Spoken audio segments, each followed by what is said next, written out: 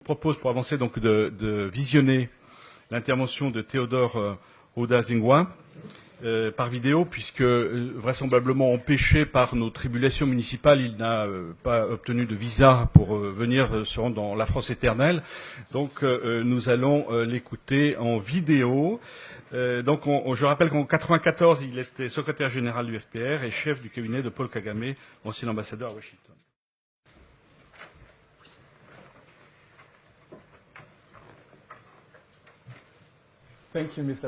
Merci, Monsieur le Président, de m'avoir invité à prendre la parole lors de cet événement.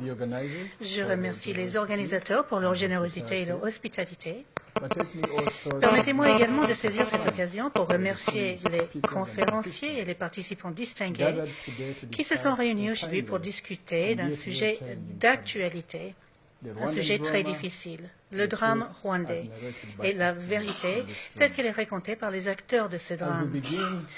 Alors que nous entamons les délibérations, nous sommes à un moment douloureux qui nous rappelle cet événement, car pour tous les Rwandais, avril est un mois très difficile.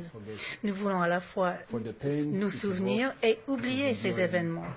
La douleur qu'elle évoque est durable et sans fin. 20 ans plus tard, on se souvient encore de l'horreur quand les Rwandais ont tué les Rwandais. Alors, je vous demande bien de prendre un instant de silence, une minute de silence, pour se souvenir de tous ceux qui ont perdu la vie pendant le génocide et les massacres de 1994.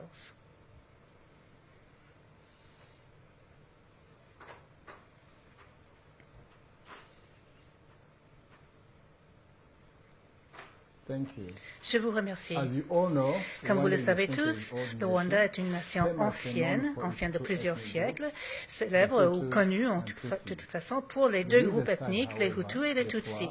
Il existe un troisième groupe, les Trois, toujours ignoré par les Rwandais et les non-Rwandais, parce qu'il n'a pas été actif, il n'a pas fait activement partie de ce drame rwandais.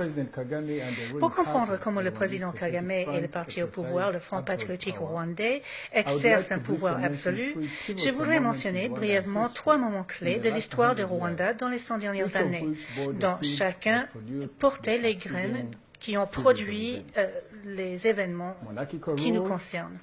Tout d'abord, la monarchie qui arrive sous la colonisation allemande à la fin du XIXe siècle, suivie par la colonisation belge jusqu'en 1962. Le Rwanda devient une république après 1959 et la révolution Hutu. Ensuite, le Front patriotique rwandais, Tutsi, et l'invasion de 1990 et la prise au pouvoir d'État en 1994. La période avant 1959 a vu l'émergence d'une population Hutu marginalisée, dirigée par une élite qui a contesté la monarchie. La naissance de la République du Rwanda et la fin de la colonisation belge étaient un phénomène violent. Tout en apportant des avantages sociaux, économiques et politiques de la communauté Hutu auparavant marginalisée, la révolution de 1959 a fini par marginaliser la communauté Tutsi. De nombreux Tutsis ont été massacrés et des centaines de milliers ont fui en exil. La révolution produit des réfugiés Tutsis suivis par des vagues d'insurrection connues sous le nom de Inyenzi qui a pris fin dans les années 1960. Au Rwanda, le multipartisme de courte durée a brusquement pris fin quand l'espace politique a été fermé et le pays est devenu un État à parti unique, le MDR. La puissance est également devenue excessivement centralisée dans les mains du président Grégoire Kayibanda qui, avec le temps, s'est appuyé de plus en plus sur les Hutus de sa communauté à Gitarama, dans le sud du Rwanda. En 1973, il y avait eu une révolution de palais, une révolution dans la révolution, et le général Habyarimana, un Hutu du Nord, est arrivé au pouvoir, formant à la suite son propre parti, la MRND. Le régime est resté Hutu et de plus en plus biaisé en faveur du Nord. Rwanda était encore un État à parti unique. Comme la monarchie précédente 1959 et le régime Kayibanda jusqu'en 1973, le pouvoir est devenu plus centralisé dans les mains du président Habyarimana. Les Tutsis sont restés en exil et marginalisés au sein du pays. Vers la fin des années 1980 et le début de 1999, le régime du président Habyarimana avait perdu de l'élan et était l'objet d'attaques à l'intérieur des partis politiques, essentiellement des Hutus du Sud, et d'une invasion par les réfugiés Tutsis, le FRP, de l'Ouganda. Sous la pression politique, économique, militaire et diplomatique, le président Habyarimana a contre-cœur à négocier l'accord de paix d'Arusha avec le FPR.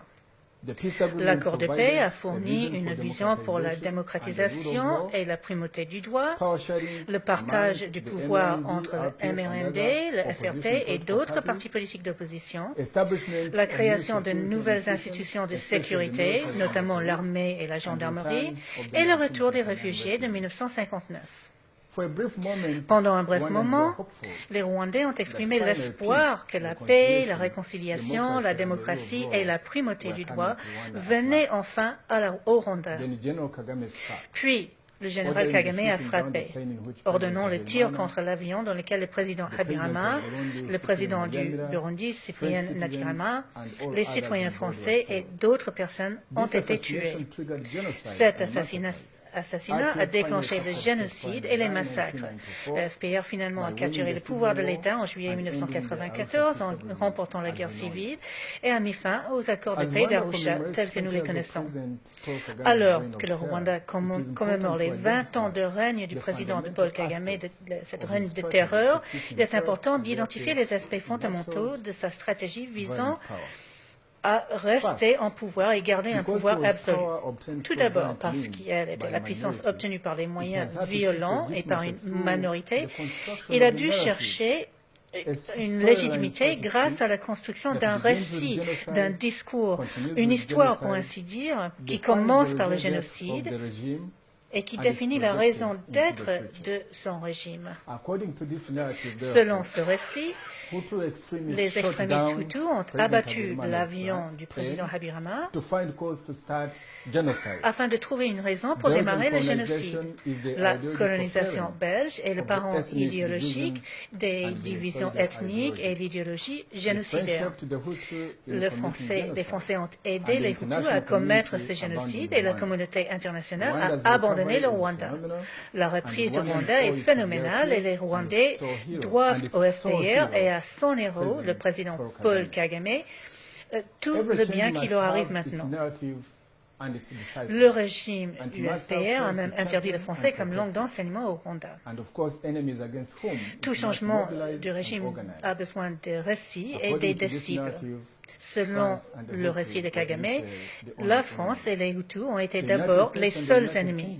Les États-Unis et le Royaume-Uni sont apparus comme les nouveaux amis, tandis que Tony Blair et le président Clinton sont devenus les champions passionnés de la nouvelle évangile. Toute personne qui n'est pas d'accord avec ce récit est considérée comme un révisionniste et un génocidaire. Deuxièmement, depuis son arrivée au pouvoir en 1994, le régime FPR de Kagame a utilisé la violence organisée et la guerre comme instrument de politique intérieure et étrangère.